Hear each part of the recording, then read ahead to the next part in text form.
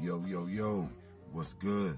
It's your boy, the urban legend, K to the Bird, KGUSA representative all day in the building.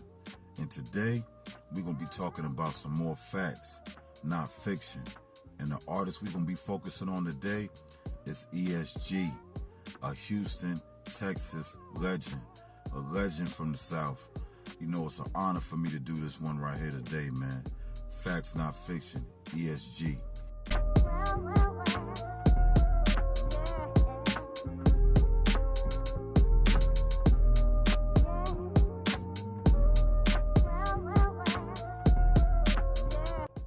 Alright, E.S.G. E.S.G. is a certified Texas legend. Straight up, a certified Texas legend. He got on in the game and building his bones and building his career in the city of Houston. But E.S.G. was originally born in L.A. Originally, not L.A., Los Angeles. He was born in L.A., Louisiana, you know what I mean, from the bayou, you know what I mean. He grew up in that culture of being Creole. A lot of people don't know that about E.S.G., but E.S.G. is 100% Creole, a real one, you know what I mean. And if you don't really understand what being Creole is, I'm going to give y'all a good comparison, a good analogy. Creole is similar to being Geechee.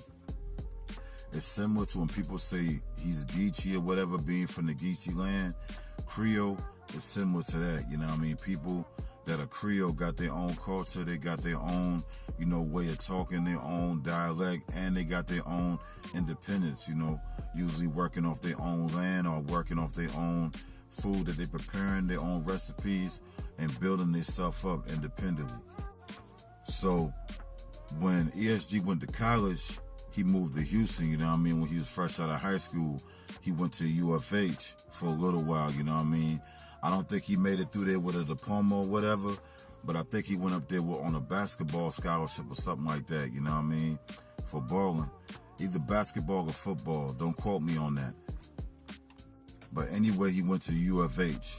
and he was at the University of Houston. That's when he started making his music and hanging out with legends like DJ Screw. See, E.S.G. is an original member of the S.U.C. clique. And if you don't know what the S.U.C. clique is, that's the screwed up clique that DJ Screw made, you know, legendary clique. These guys was going ghetto gold and ghetto platinum way before the independent game really got known and recognized around the world.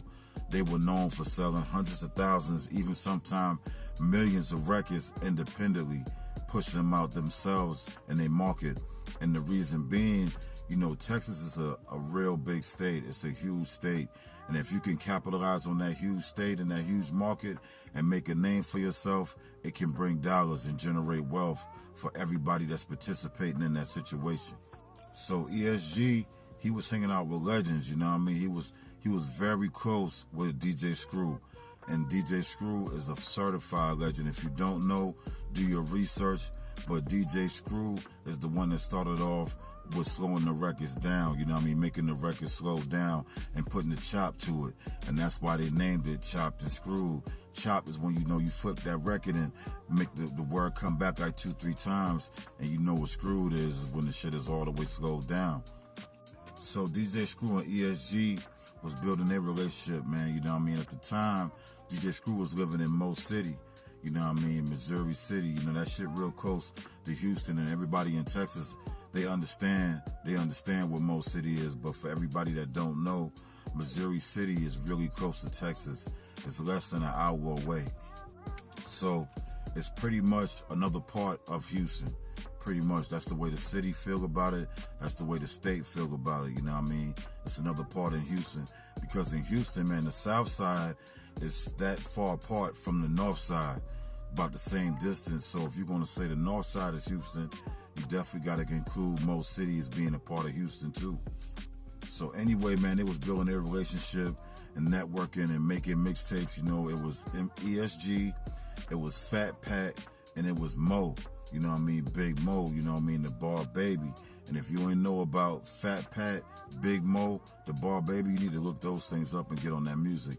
And also, I forgot Lil Kiki was definitely a big member in the SUC Quick when it was first starting out, building their shit around the whole world. So E.S.G, he was doing his thing, grinding independent and screwing. He was building a relationship, so he was building a buzz in the streets off the mixtapes, because those mixtapes were getting around majorly. So he finessed that into getting him a label deal. You know what I mean? He got a label deal, and the first album he dropped was called Sailing Through the South. Sailing Through the South, man, a classic album. It had a real dope cover, man. The cover was like them boys in the old school, and it looked like they sailing through the South, like in the old school, going over the water or whatever, you know what I mean, over the map. And I thought that shit was real ill. And everybody that heard that album or familiar with the album knows that that album is a Texas classic. I don't know for sure if it went platinum, but it definitely went ghetto gold, and that's for sure. And in Texas alone, in that market, after that album, E.S.G became a legend, man. Straight up and down, just like that. After that album that he dropped, Sailing Through the South, he became a legend. So he kept his independent game going, building his buzz, doing his thing, selling his records. And then in the early 2000s, Texas had a very big moment when Pimp C came back home. Rest in peace to the Pimp. When Pimp C got free, Houston and all the surrounding cities in Texas all came together on one movement. And that's when you got the artists like Mike Jones came out, Slim Thug came out, Paul Wall came out, Chamillionaire came out, you know what I mean? Devin the Dude came out, which he was already out, but it kind of brought this new energy and rejuvenation to the Houston and Texas market at the time. So every artist that was out in Houston that was doing their thing already benefited off that buzz. Even legendary artists like Scarface, you know, they all benefited off that moment when Pimp C came home and Pimp C said, fuck all the beefing. We ain't gonna let these record companies separate us. We gonna come together. We gonna dot our I's and cross our T's and get on our game. And we gonna bring this shit together and, you know what I mean, break bread together and build that independence, you know what I mean? And at that time, you know, Jay Prince has always been a big person that stood on independence. And if you don't know who Jay Prince is, you know, he's a legendary CEO. You need to look it up. Big Jay Prince, not Jay Prince Jr. So them boys was getting it in, building that market. And at that time, man, it was Houston was having that moment, and E.S.G benefited off it because he started doing collaboration albums with the homie Slim Thug. Yeah, you know what I mean? He capitalized on that moment because Slim Thug was having a moment in that era when Houston and Texas was having that big push in the industry. So he linked up with Slim Thug and they did a couple of albums together, man. And you should definitely check those albums out because those albums were classics, you know what I mean? I would say they're albums because they came out in the streets like mixtapes, but a lot of those projects had original beats, original whatevers, and, you know what I mean, the music was banging. And a couple of those records even really went to the stores, you know what I mean? Even though there was mixtapes, after they were selling a certain amount, you know what I mean, him and Slim Thug pretty much inked a deal and got money to put those albums out in regular stores. You know, they didn't come out in their original form, but the music came out on retail. So after him and Slim Thug had they run on pushing the south side and the north side, because E.S.G been repping the south side of Houston. That's where he been chilling at. That's where he been damn earning his stripes at in the streets. And Slim Thug is from the north side of Houston. So when they came together and did that album and those projects together, that was real big for the state. So after E.S.G stopped rocking with Slim Thug, they didn't fall out of nothing. They didn't have no beef. You know, people just go into different business ventures, you know, the older they get. E.S.G started doing comedy, man. E.S.G started doing comedy, started doing stand-up comedy. I know y'all see T.I. doing that right now, and probably more rappers in the future gonna try that lane. But E.S.G is the first rapper that I ever knew that really did stand-up comedy and took it serious. And the nigga was getting booked more for comedy than he was getting booked to rap. And that's major, man. I mean, he had something going. And that's dope. I salute that entrepreneur spirit that he had when he was pushing. And everybody know the niggas in Texas and Houston, they gonna find a way to get some money. Them niggas rap hustle for days. They gonna find a hustle. And after he started doing the comedy stuff, man, you know, he just started focusing on doing the independent game, working with people, you know what I mean, being on a lot of podcasts, being on shows, you know what I mean, like cooking shows and things like that of that nature. He been on a whole slew of them all over YouTube, just grinding, networking his brand. He also was releasing a lot of new music, you know what I mean, working with a lot of new independent up-and-coming artists. So when he was in that lane doing his thing independently, always staying in the studio, I happened to stumble across him one day, you know what I mean? I was out there in Houston, in Texas, networking, doing my thing, and I was in the studio working with Little Flip on a record, you know what I mean? We was working on the Drippin' Sauce record. We was doing the visuals and doing the recording, and we was knocking it out. And that same night, E.S.G came through that same studio, and he was working on something else.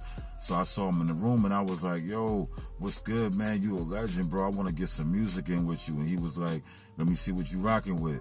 He was hearing the shit I was doing with Flip, and he said, yo, that shit you did with Flip is hard. So I was like, yo, I got another record, man. I was about to put Flip on it, but I think it'd be even dope to get you on it. And that record was called Finessing. Finessing.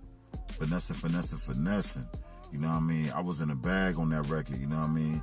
And it was produced by Just Bronson, you know what I mean? And I had that record in the stash for a minute in my mind. I didn't never really drop it already, but I already had it in my mind because I don't write. If I just remember the tone and the flow and the cadence, it's already done, it's already written pretty much.